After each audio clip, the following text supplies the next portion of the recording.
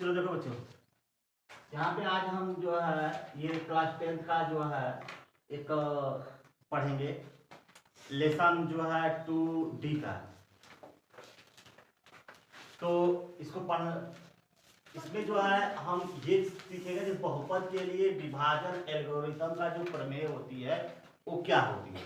तो तुम सब पिछली कक्षा में पढ़े हो कि भाज्य बराबर भाजक गुणे भागफल धन शेषफल पढ़े हो।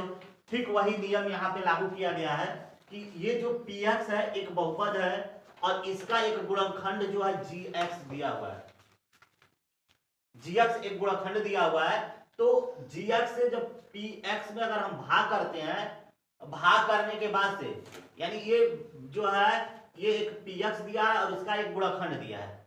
अब इस गुणनखंड से जब हम इसमें अगर भाग करते हैं तो भाग करने के बाद यदि उसका जो भाग जो शेषफल है ये शेषफल अगर शून्य हो जाएगा तो हम सिद्ध करेंगे कि px जो है वो gx जो है वो px का जो है एक गुणनखंड है।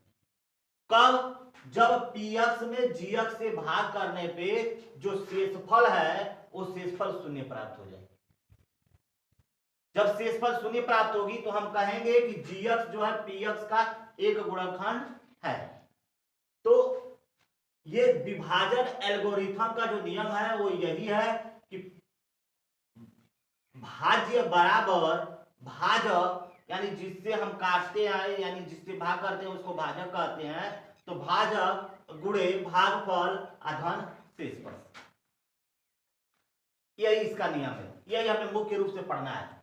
हमें इसमें यही दिखाना है कि शेषफल शून्य हो रहा है कि नहीं हो रहा है। तो इसको हमने यहाँ पे एक उदाहरण लिया है कि जांच कीजिए कि x - 3 px x to the power 3 - 2x square plus 3x - 18 का एक गुणनखंड है। हमें यहाँ पे सिद्ध करना है कि क्या यह वास्तव में गुणनखंड है या नहीं है। समझा? तो जो लोग वीडियो देख रहे हैं वो लोग, या जो सब्सक्राइब नहीं किए हैं वीडियो को सब्सक्राइब कर दें और जो लाइक नहीं किए हैं लाइक कर दें। चलो अब हम वीडियो चालू करते हैं। देखो यहाँ पे कि जांच कीजिए, जांच हमें करना है ना।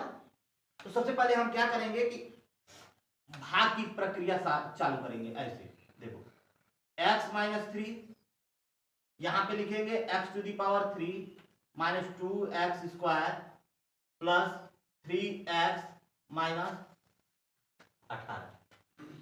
x - 3 से हमें भाग करना है। तो देखो हमें सिर्फ पहले से मतलब रखना है, बाकी वाले से कोई मतलब नहीं रखना है। ये कितना बड़ा है, क घात का है, कैसा है, कौन सा पद है, इससे कोई मतलब नहीं लेना देना है। हमें सिर्फ फर्स्ट वाले से मतलब रखना है। किससे मतलब रखना है? किससे रखना है मतलब? फर्स्ट वाले से। देखो यहाँ पे फर्स्ट वाला क्या है? x है और यहाँ पे x to the power 3 है।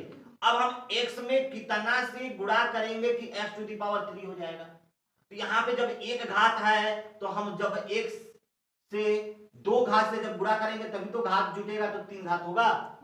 हाँ, तो यहाँ पे जो है 2 यानी x स्क्वायर से जब इसमें गुणा करोगे, इसका एक घात और दो घात इसका और एक घात इसका मिलकर के कितना हो जाएगा? x के पावर 3 घात होगा।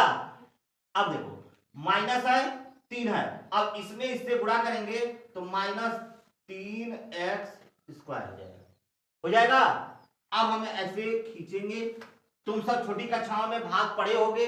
भाग में क्या किया जाता है कि गुणा करने के बाद से जो यहाँ पे आता है उसको घटाते हैं ना।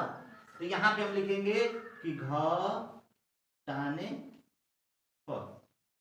अब यहाँ पे जब लिखोगे कि घटाने पर, तो घटाने पर यानी जो है जब घटाएंगे तो चिन्ह बदल देंगे। ये ऋण है, सॉरी प्लस है तो ऋण हो जाएगा, ऋण वाला प्लस में बदल जाएगा। यानी माइनस प्लस में, प्लस माइनस में चेंज कर देंगे जब हम लिखेंगे घटाने पर। और हमेशा याद रखो कि जब भी यहां से हम गुणा करेंगे तो हमेशा ऊपर वाले से नीचे वाले को क्या करते हैं? घटाते हैं। इसलिए यहां पे लिखना पड़ेगा तुमको हमेशा कि घटाने पर। अब देखो सेम संख्या है, ऊपर वाला प्लस है नीचे वाला माइनस है, तो प्लस में से जब माइनस को घटाओगे तो क्या होगा? 0 हो जाएगा। यानी 1 में से 1 जाएगा तो 0, यानी ये खंड खत्म हो जाएगी। बच गया का ये खंड। तो प्लस और ये माइनस, तो प्लस वाला 3 है ना, क्योंकि ऊपर वाले चिन्ह को नहीं मानेंगे, जो चेंज किया है उस चिन्ह को मानेंगे। इसका चिन्ह क्या है, प्लस है, तो 3x² 2x², मतलब इसमें से इसको घटाना है। जब भी घटाओगे तो ये क्या होगा, x², क्योंकि 3 में से 2 जाएगा तो कितना बचेगा, 1, और 1 से किसी भी संख्या में गुणा करो क्या होती है, सेम वही संख्या होती है, तो ये हो गया। अब यहां पे लिखेंगे प्लस 3x - 18, मतलब जो बचा उस सबको लिख लेंगे। तो हमने यहां तक ना क्रिया किया, ये सब बचे हैं ना, इनको हम उतार देंगे। अब क्या करेंगे, देखो यहां पे प्लस का चिन्ह है, ये प्लस में है ना, प्लस में है तो यहां पे प्लस करेंगे। x² है, यहाँ पे सिंगल x है, तो जब हम x से गुणा करेंगे तो भी तो एक घात मिलकर के 2 घात होगा। इस चीज को समझो कि इससे इसमें गुणा कर रहे हैं, तो x से x में गुणा करेंगे तो x पे 2 घात, ऋण से प्लस में गुणा करेंगे तो ऋण होगा, 3 से इसमें गुणा करेंगे तो 3x हो जाएगा। फिर लिखेंगे घटाने पर, जब घटाएंगे तो ये चिन्ह बदलेगा, ये वाला प्लस है तो ऋण में हो गया, ऋण वाला प्लस में हो जाएगी, तो इससे ये भी खत्म हो जाएगा। सेम संख्या है, प्लस और प्लस जुटेगा, चिन्ह प्लस का ही रहेगा। 3 3 6x - 18।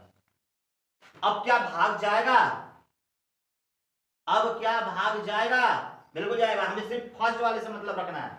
यहाँ पे प्लस का चिन्ह है, प्लस 6 है और ये 1x है, तो 6 से 1 में गुणा करेंगे तभी तो 6 होगा, तो यहाँ पे 6 कर देंगे। 6 से x में गुणा करेंगे तो 6x - 6 से 36 18 हो जाएगी, यानी जो है घटाने पर। तो देखो यहाँ पे ये वाला माइनस हो जाएगा और ये वाला प्लस हो जाएगी, तो एक प्लस एक माइनस, और 6x, तो ये तो कट जाएगा, 0 हो जाएगी, और ये भी कट के क्या हो जाएगी, 0 हो जाएगी, मतलब इसका जो है मान 0 हो गया। अब हम लिखेंगे कि x - 3 से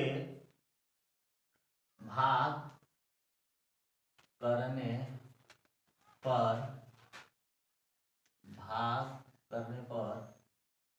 शेष फल 0 प्राप्त होता है। अतः x - 3 px का एक गुणनखंड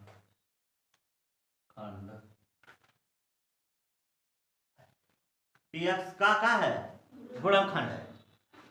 यानी जो है हमने इसको दिखाया कि भैया इससे इसमें भाग करने पे जो शेषफल आ रहा है वो 0 हो रहा है। उसी चीज को यहाँ पे लिखा गया कि x - 3 से भाग करने पर शेषफल क्या प्राप्त हो रही है, 0 प्राप्त हो रही है। जब शेषफल हमारा 0 प्राप्त हो रहा है तो जो x - 3 है यह इस बहुपद का, यानी बहुपद px का क्या है, गुणनखंड है।